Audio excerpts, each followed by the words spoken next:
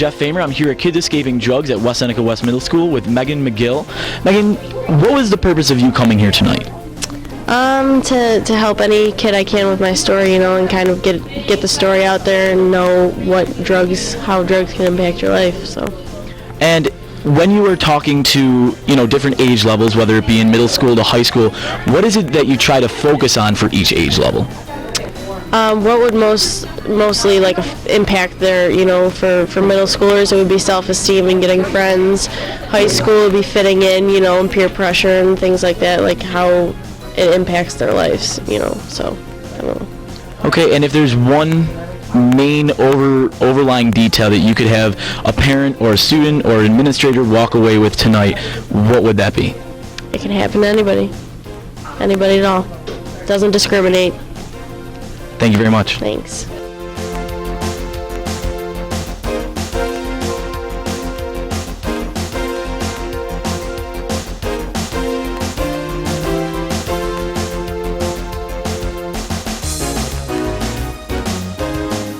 Hi, I'm Jeff Famer. I'm here at West Seneca West Middle School for the Kids Escaping Drug event. I'm with Mrs. Smart, the school social worker, and Mrs. Kubiak, the school counselor here.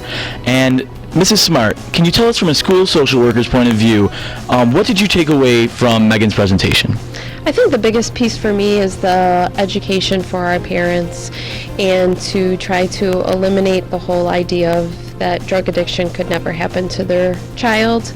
And I think to demonstrate to the community that the West Seneca Schools and West Middle has a very close professional relationship with a community resource such as Kids Escaping Drugs. All right, and Mrs. Kubiak, from a school counselor's point of view, the information that you learned tonight, how do you end up applying that to the students during school? Well, I think it's important to hear, maybe what their starting point was, what their rock bottom was, how their parents responded. That kind of helps us piece together programs that students will buy into and appreciate learning from. But also in dealing with parents, like the mom had said, she needed to know right away, not just come in for a meeting because we have some things to discuss. Like, it's important for them to know exactly why you're calling and, what your plan is when they do come in. And Mrs. Smart, can you just tell us, do you think that this event, now this is, obviously been going on for years, have you seen success come from this?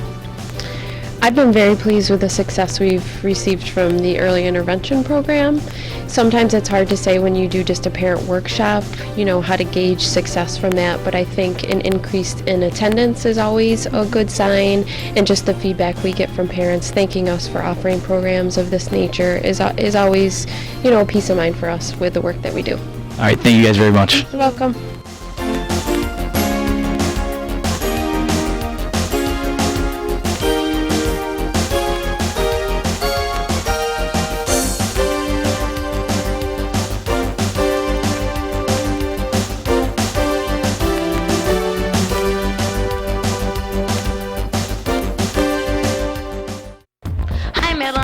Here at the BNCC for the Dig Pink event. Plenty of games going on for the volleyball team, plenty of food and auctions, and give a $2 donation that's going to help raise awareness for breast cancer.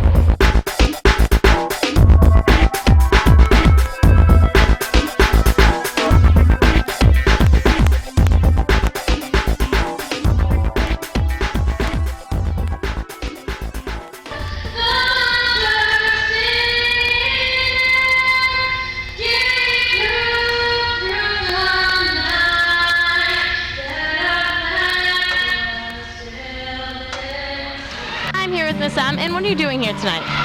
We brought the cheerleaders out to help the volleyball players support their tournament for the breast cancer awareness. And what are your cheerleaders doing? They're going to just cheer on the GB boys, varsity girls, and then at 7 o'clock, vice versa. So we're really excited to support and wear our pink. All right, thank you. Thank you. I'm here with Rachel Taylor, and what are you doing here tonight? I'm just here cheering on the volleyball players for breast cancer awareness. And have you done this before? Nope, but I'm so excited and it should be a lot of fun. All right, thank you. What are you doing here tonight? I volunteered my hours to help sell t-shirts for the breast cancer awareness, Dig Pink. And how does this make you feel? It makes me feel happy to help the community and help raise awareness for the breast cancer. All right, thank you. You're welcome. I'm here with Mr. Woodman. What's it like to be a part of this event tonight? Well, this is the first Dig Pink event that West Seneca has held. This took a lot of organizing on behalf of myself and Mrs. McDermott, and we're very proud of the event tonight. We have a 50-50 raffle going on. We have a Chinese auction. We have to have at least 300, 400 people here tonight, so we're raising a lot of money for charity, and that's really the reason why we did this. And we get to wear pink shirts too, which is pretty cool. And do you think this was an overall success? By looking around, I would say this has been a very big success. Probably a lot bigger success than we had imagined. I didn't imagine getting more than 100 people. So yeah, we're really proud of this event. All right, thank you. Yeah, thank you. Hi, I'm here with Ryan Lane, and does your game plan change with so many people watching you? No, I don't think so. No, we've been in this atmosphere before. We went to Orchard Park, and we had the same atmosphere. Hamburg had the same atmosphere. We just got to go out and win. What have you seen so far? Do you think this can be called a success, and why? With all the pink that I've seen in like our school and everything, I think this is a huge success for our school. The Dig Pink idea, and we're trying to raise $600. And I think we hit our goal. Have you done this before, this event? No, I have not, and it was the first year that Miss McDermott thought about doing it, and I think now with everything coming together, the pink is really just bringing out volleyball. All right, thank you. You're welcome. I'm here with Mrs. Schreiner, and what's going on tonight?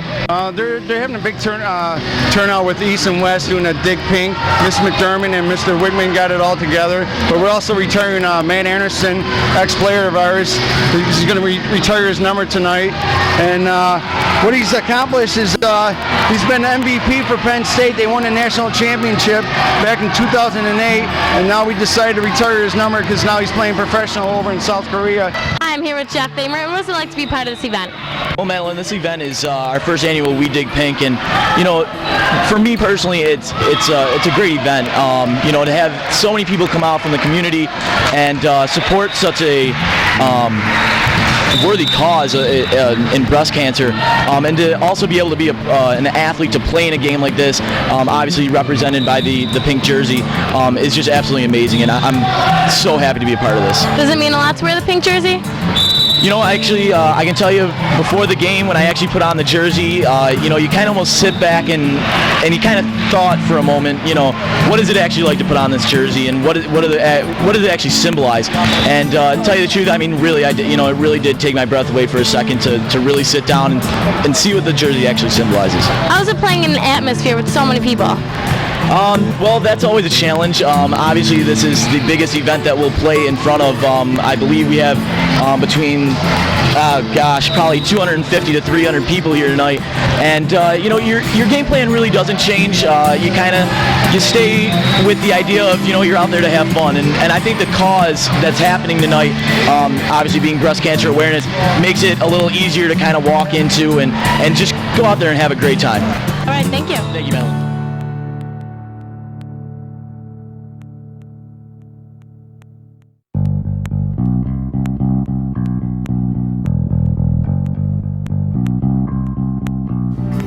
Hi, I'm Liz McCormick here with Mrs. Day. Now, Mrs. Day, can you tell us what is going on here tonight? We are having an induction ceremony for our 10th graders who are a part of our academies. We have Academy of Finance and Academy of Information Technology.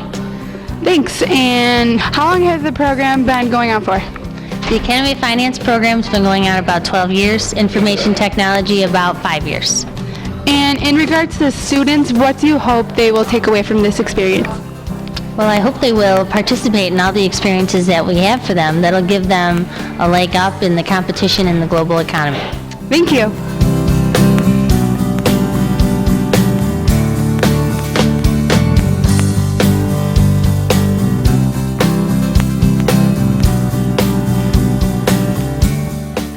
I'm Liz McCormick here with Caitlin Blake. Caitlin, what exactly is going on here tonight?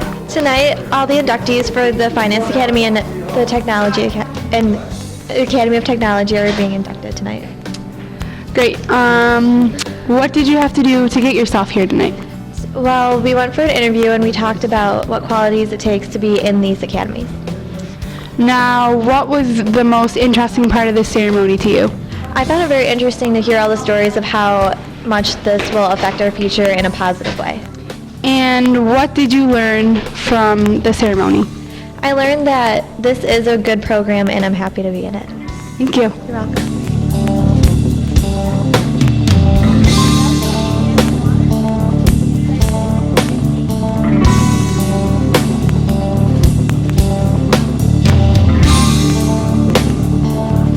Hi, I'm Liz McCormick here with Timothy Oldenburg.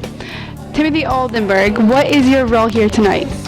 I'm the Academy Director for the West Seneca Central School District, and tonight we had an event for our incoming Academy students here in the school district, so it's an induction ceremony with their parents. What we have going on is really an informational night for our incoming students into the two academies. National Academy Foundation sponsors or kind of oversees the Academy of Finance and Academy of Information Technology. So those students are here tonight with their parents to learn a bit more about what the program has to offer. Okay, so what does NAF stand for?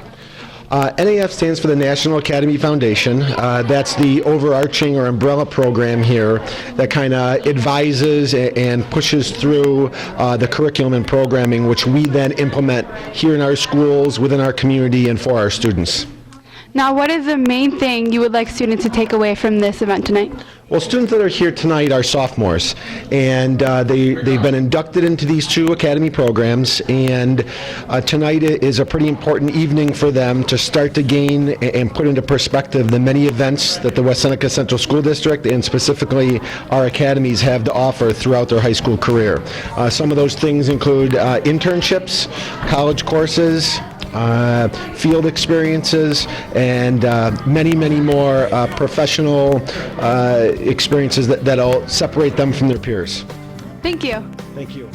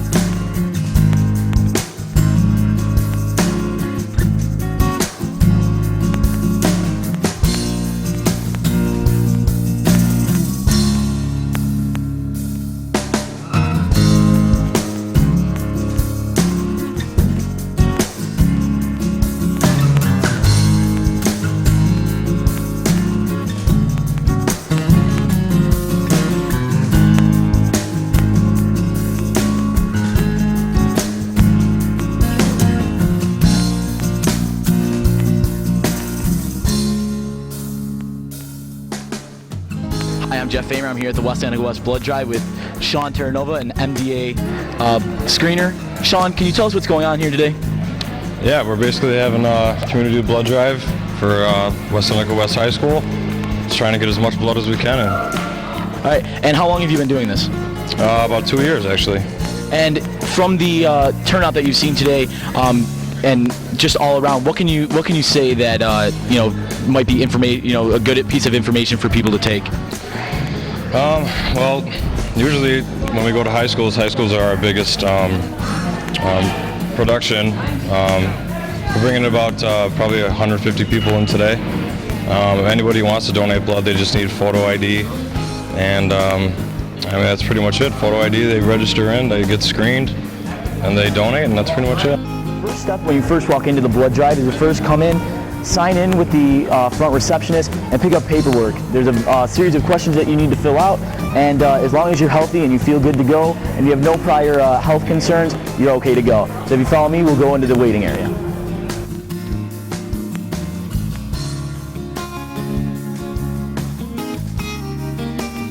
At this point in the process, I've already filled out the questionnaire sheet. My next step is to go into one of the personal booths where they will check my blood iron content as well as ask a series of personal questions. That is why at this point we're unable to show you the rest of this. At this point in the process, I've already finished the confidentiality part of the process, and at this point I'm waiting for one of the physicians to come over and start getting me prepped for the actual donation.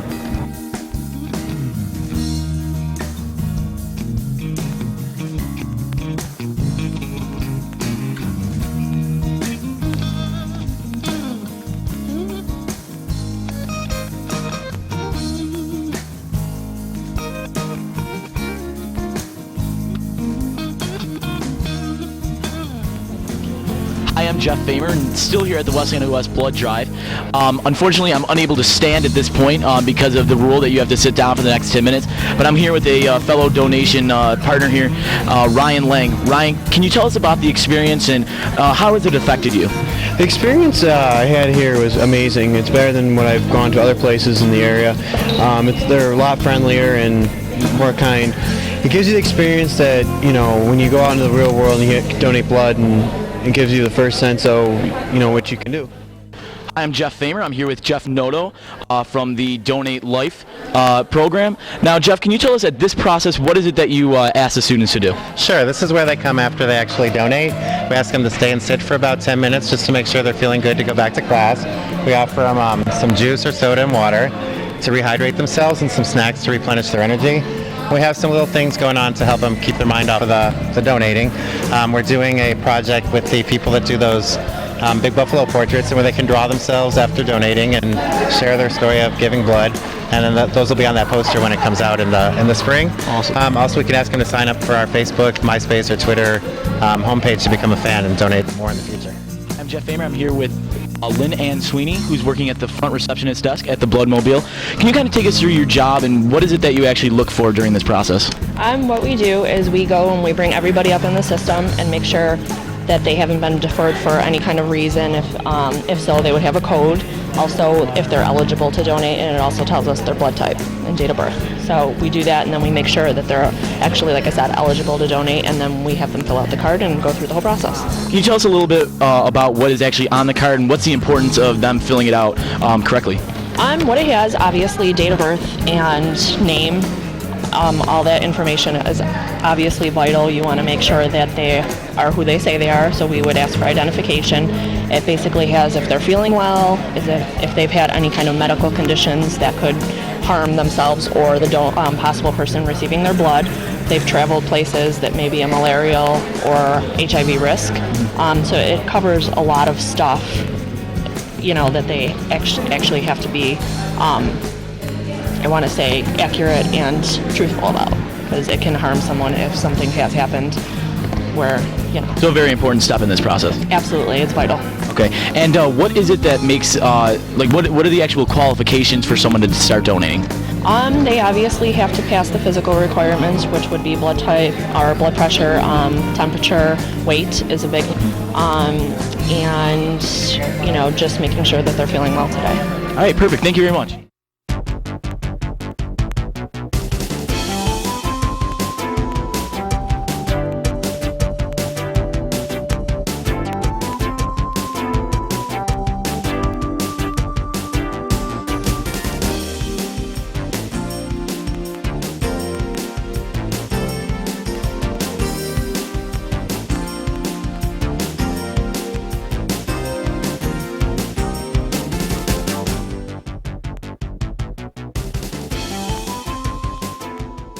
I'm Jeff Famer. I'm here at Allendale Elementary School with Mrs. Terry Brancato, the Director of Continuing Education. Mrs. Brancato, can you tell us a little about what goes on here after school? Well, the Allendale After School program is one of the 6 programs that community education runs throughout the district. We have a before and after school program in 6 of the elementary schools. This program is one of our largest. It has gone over very well with the parents. They really enjoy sending their kids to the program. We have a lot of good activities in this program. The gym activities, I think, are the highlight. We have a site supervisor who is a West graduate, who's now a senior at Canisius. And while he's not going for education, he'd like eventually maybe to run a daycare center. So he's getting a lot of good experience. The program itself runs every day after school and in the morning at 7 to 9 in the morning. And you know, parents can use a flexible schedule. It's something that we've tried to do to help the parents out and to provide good after-school care and enriched program for the kids. All right, and I saw that you have a couple of high school students helping out. Can you tell us what their purpose is here? Sure. They're members of the school's Academy of Education, and they're students, juniors or seniors, who have an interest in becoming teachers possibly someday, and they like to have some practice working with kids. They like to have a little bit of experience when they get into college, and while the juniors basically are doing it just to get them an introduction to it, the seniors are actually doing internships that they're getting credit for. All right, and what is it that you say that students could take away from a program like this? Well, I think the students will get the hands-on working with children that they may not get in other internships. They actually get to develop some lesson plans, to do some craft activities, to come up with ideas for lessons that they like to do or activities themselves. We rely a lot on what their skills are. We have quite a few interns who have language background and they teach Spanish or French to the kids. We have some with music backgrounds and they'll run little music programs. So we're really trying to use the students' strengths, show them how they can use those strengths in their lesson planning. All right, thank you very much. You're welcome. Hi, I'm Jeff Famer. I'm here with Kelsey Cole at the after-school program at Allendale Elementary. Kelsey, what is it that you do here after school? We do lots of crafts in the morning and afternoon. This afternoon we made chickens and fan. I didn't get to fans, and we are making pilgrims for Thanksgiving. Okay, and do you make a lot of friends coming here? Yeah. All right, good job. Thank you. Hi, I'm Jeff Famer. I'm here at Allendale Elementary School with Cassidy. Cassidy, can you tell us what goes on here after school at Allendale? Well, we play games and we're allowed to do homework in the beginning, and we also have snack, and then either if it's nice out or not, we go in outside or in the gym. I hear that you were a superstar. Can you tell us what it took for you to become one, and what does it feel like to be one?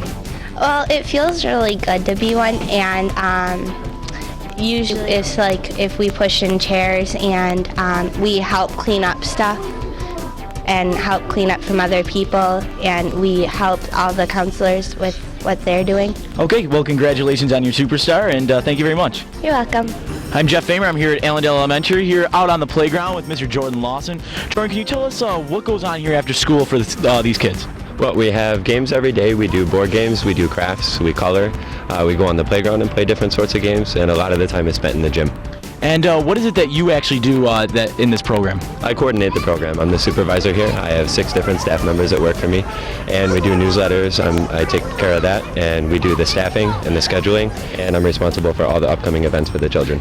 Okay, and is there something that you think that the students that take part in this take away from this and actually use in their everyday lives? Yes, I have 2 interns that work for me from West Senior, and they really get a lot of good knowledge from us because we're experienced in the field, and they can really take away a lot of knowledge and different skill sets that they can use later on in their careers. And is there a reason why you're here? I hear that you're a Canisius student as of right now. Is there something that the reason why you're here, and what is it that you're taking away from this? Yes, I'm a management major at Canisius. I'm a senior, and we have about 80 kids in the program, and I absolutely love spending every day with them. And, you know, when you're feeling bad or you have a down day, you just come here and they really bring you up. All right, thank you very much.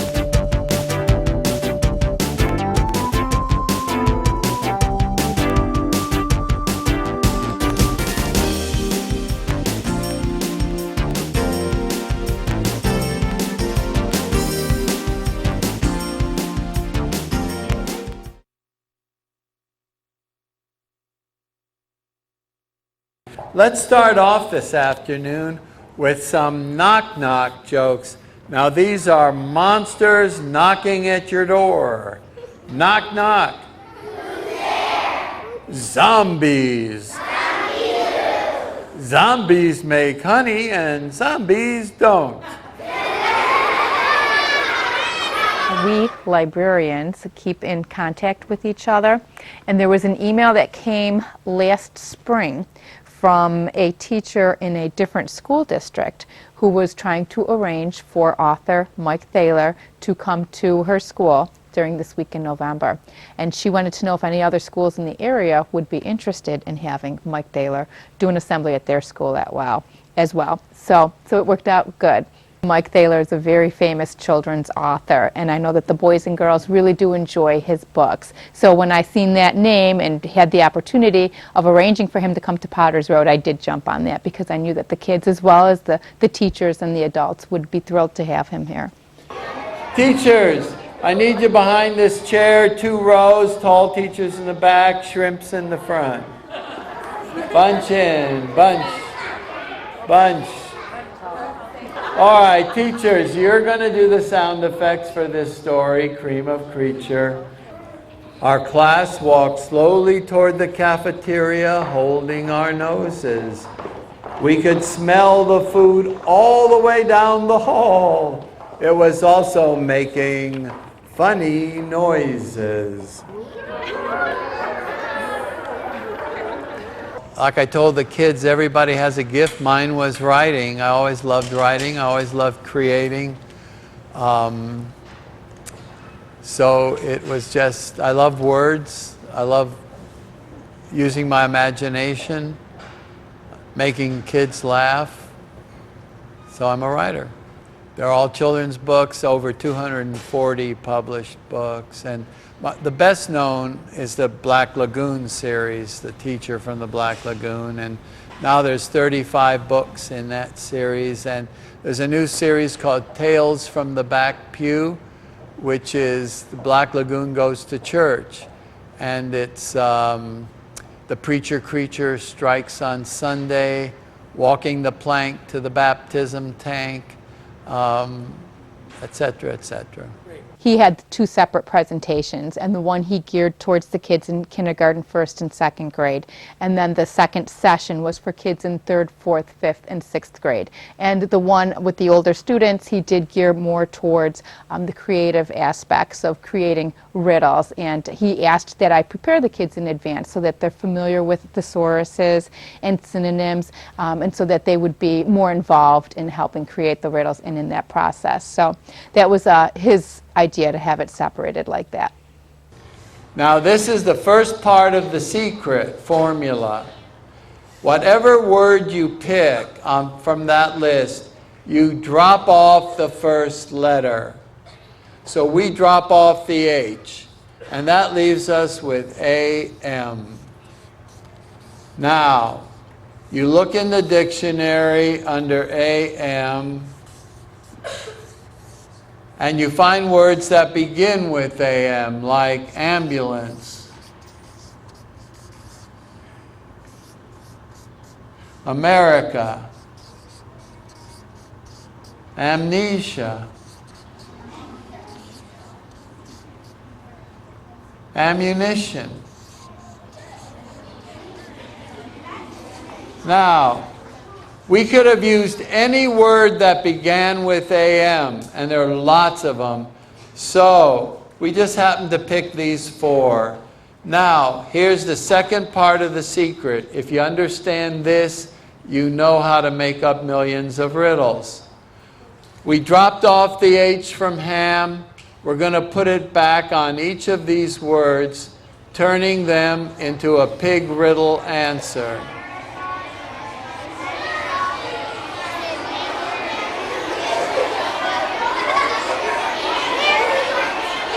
Okay, hold it.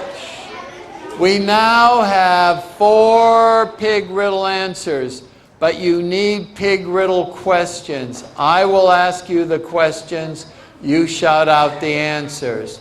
How do you take a pig to the hospital? Ambulance. In an ambulance. What country has the most free pigs? Canada. What do you call when a pig loses his memory? And what do you call a pig you shoot out of a cannon? Ammunition. That's right. And here's what ammunition looks like.